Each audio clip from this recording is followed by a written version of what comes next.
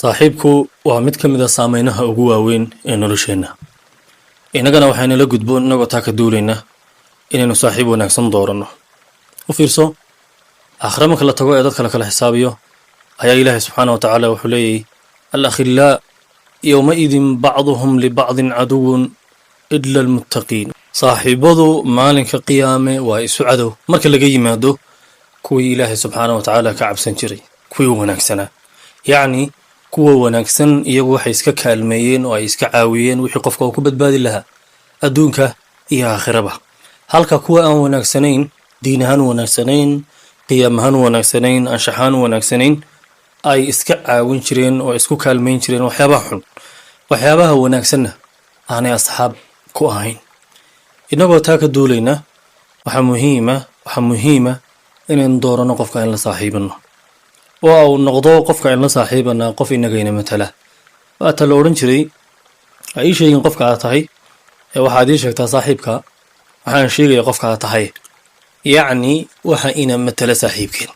haddaad maqasho qofkaasuu la saaxiib yahay, bes way kugu dhantay inaad garato shakhsiyaddiisa, inaad garato qofnimadiisa, inaad garato wacyigiisa iyo qaab fikirkiisa markaad aragto cidda ugu badan ee qofkaasi uu raaco. waayo xataa si kasta oo marka hore qofka aynu ra'yu dawanahay, si kasta oo aynu waxyaabo badan ugu diidanahay, waxaa dhacda inuu marka dambayna saameeyo. saaxiibayaal, dadaal badan u gal inaad asxaabtaada iska kala haadiso, aad kala doorato, midba midka uu ka wanaagsan yahay aad doorato. halkaa markaa waxaan baraarujin lahaa in iyada laftirkeeda muhiim tahay qofka inuu lahaado xirfadda dadla dhaqanka. yacni asxaabtu way kala duwanaanayaan. ma aha markaad khalad yar qofka ku aragto inaad markiiba tiraahdo may doorashadii saaxiibka wanaagsan baa waxay sheegaysaa qofkan inaad nolosheeda ka saaro. sidaa maaha. waxaa muhiima inaad kala garato saaxiibkaa meeshuu ku fiican yahay ama saaxiibadda hadday inan tahay halkuu ku wacan yahay, halkuu ku xun yahay. waxa dhacda qof aynu asxaab la nahay oo aynu dhinaca aqoonta oo keliya saaxiiba ka nahay, aqoonta iska caawinaa, taasin iska kaalmaynaa, waxbayn wada muraajacaysanaa, waxbayn kala faa'idnaa. laakiin marka noqoto dhinaca hadalka waa laga habaaray oo markuu isdhaha qofkaasi kaftan, waxaa dhacaya inuu hadalku ka dhacdhaco. waxaa jira qof kale oo isaguna aynu saaxiib kula nahay xagga dhaqaalaha, xagga nolosha iyo fahankeeda, laakiin waxbarashada aanu ku wacnayn. waxaa muhiima marka halkaasoo kale marka la joogo inaynu dooranno oo ma aynu kala naqaano qofkanu asxaabta nahay meeluhu ku xun yahay iyo meeluhu ku fiican yahay. oo hadday dhacdo saaxiibkeen hal meel oo noloshiisa ka mid a inaanu ku fiicnayn, inaanu qaybihii kale ee waxaweyaan uu ku wanaagsanaa inaynan kaga tegin. taas iyada laftirkeedu muhiima. midna inaan xasuusanaana mar walba waa qaali. mar walba oo qofkan saaxiibada la nahay aw ilaahay inaga fogeynayo, aakhire inaga fogeynayo, jannada inaga fogeynayo, waxyaabaha wanaagsan ayaan ku badbaadana inaga fogeynayo, gar waxa ah qofkaas inaan jarno oo ayaan goyno ay gar ah. haddiiba qofkaasi aw ilaahay inaga fogeynayo waa idinka fogaano, inaguna ka faagno.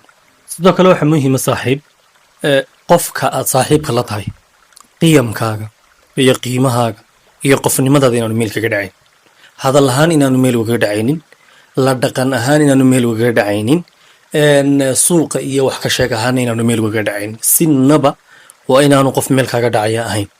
haddaad u aragto qofkani asxaabta aad tihiin inaanu kugu habboonayn, ka hadha. sidaad u joojin karta u jooji. qaacidaana jirta halkaan uga faa'iidaysanayo oo taa kaa caawinaysa. waxa weeyaan waxaa la yidhahdaa inta inagu qofka aynu ihtimaam siino ayuu inoo soo dhawaadaa. haddaad qof leeday talooni oo iga haro, qofka noloshayda inuu ka baxan jecela, ima qalmo qofkani, maaha qof imatala, maaha qof aan u quurayo xilligayga iyo noloshayda aan u quurayo. haddana adigii baa danayn siinaya, adigii baa danayn, adigii baa wacaya, adigii baa haddii ilahay badankeed leeyay la chaati garaynaya, adigii baa u fiirsa hadda message u diraya, fariimo la wadaagaya. may haddii qofka aad doonayso inaad jarto ama haddii ilahay badankeeda uu kaa fogaado, xidhiirka ka yaree, fariimaha faraha badan ka daa, soo koobo ihtimaamka iyo danaynta iyo daryeelka ka daa, ihtimaamka ka daa.